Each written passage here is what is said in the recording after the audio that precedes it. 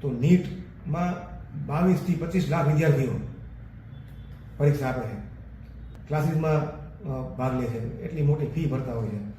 મા બાપ પોતાના પરસેવાની કમાણીથી લોહી પાણી એક કરીને છોકરાઓની કારકિર્દી બને એના માટે પ્રયત્ન કરતા હોય છે. છોકરાએ 6 મહિના સુધી સતત મહેનત કરી હોય છે, સખત મહેનત કરી હોય છે, અને જેવી પરીક્ષા આવે ન્યૂઝમાં આવે કે ભાઈ પેપર લીક થઈ ગયું છે એટલે પરીક્ષા રદ કરવામાં આવી છે. એનાથી વિદ્યાર્થીઓ ઉપર એવી અસર પડે છે તો અમુક માણસો ડિપ્રેશનમાં આવી જાય છે, અમુક વિદ્યાર્થીઓ આત્મહત્યા કરી લે છે, અને અમુક વિદ્યાર્થીઓ રેબેલિયન પ્રકારના બનીને બળવાખોર બનીને ગુના તરફ વળી જાય છે, અને પોતે પણ આ એક કરપ્ટેડ સિસ્ટમનો એક ભાગ બની જાય છે. આ પ્રકારની સ્પર્ધાત્મક પરીક્ષાઓ હોય એના માટે એક અલગ વ્યવસ્થા કરવી જોઈએ.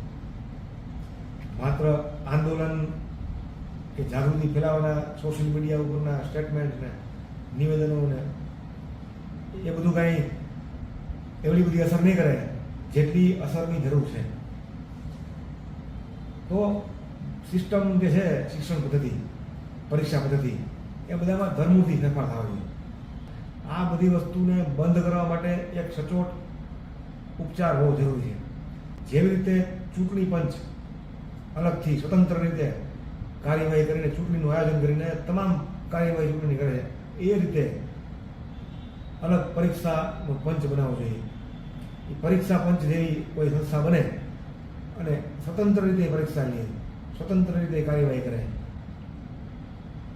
અને સ્વતંત્ર રીતે ફરિયાદ દાખલ કરી શકે, જે જવાબદાર વ્યક્તિઓ એને પકડી શકે અને એના અગેન્સ્ટમાં પગલાં લઈ શકે. આ પ્રકારની તમામ કાર્યવાહી એક સ્વતંત્રતા એવું પંચ કે બોર્ડ કે એવું બોડીની રચના થવી જોઈએ. નીટની પરીક્ષામાં 22 લાખ વિદ્યાર્થીનું ભવિષ્ય ખાનાર હતું. એમાં પેપર લીક થયું, 22 લાખ વિદ્યાર્થીઓને થયેલું નુકસાન અંદાજ માંડો એટલે એક નાના એવા દેશનું અર્થતંત્રમાં જે બજેટ હોય છે એવડી રકમ થાય.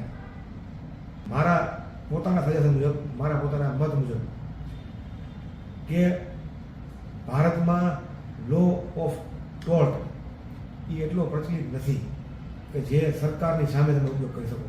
લો ઓફ ટોર્ટનો કાયદો એવો છે કે સરકાર જે વસ્તુમાં જવાબદાર હોય તમે એની પાસે નુકસાન માગવા કે એનું વળતર માગવા હકદાર છે. નીટની પરીક્ષામાં પ્રતિ વ્યક્તિ, પ્રતિ વિદ્યાર્થી 1 લાખ રૂપિયા જેવી ફી ચૂકવી હોય, 6 મહિનાનો ટાઈમ સ્પેન્ડ કર્યો હોય, તો એ પ્રકારની રકમનો વળતરનો દાવો માનવો જોઈએ, કારણ કે નબળી વ્યવસ્થા માટે જવાબદાર જે તે સરકાર હોય છે. નુકસાન થયેલું હોય એ નુકસાનનો 22 લાખ વ્યક્તિઓ અલગ અલગ પોતાના થયેલા નુકસાનનો દાવો કરે જે તે કોર્ટમાં, એટલે સરકાર ઉપર એ રીતે પણ દબાણ લેવી શકાય. આંદોલનથી દબાણ નથી આવતા, આંદોલનથી દબાણ નહીં આવે, કારણ કે આંદોલનનો હંમેશા રાજકીય ઉપયોગ જ થશે. લો ઓફ ટોર્ટને આ જાગૃતિ આંદોલનની સાથે કનેક્ટ કરી સાથે જોડી અને વિદ્યાર્થીઓએ પોતે પોતાનો વળતરનો દાવો કોર્ટમાં કરવો જોઈએ, અને એના માટે સરકારી વકીલોની માંગણી કરવી જોઈએ.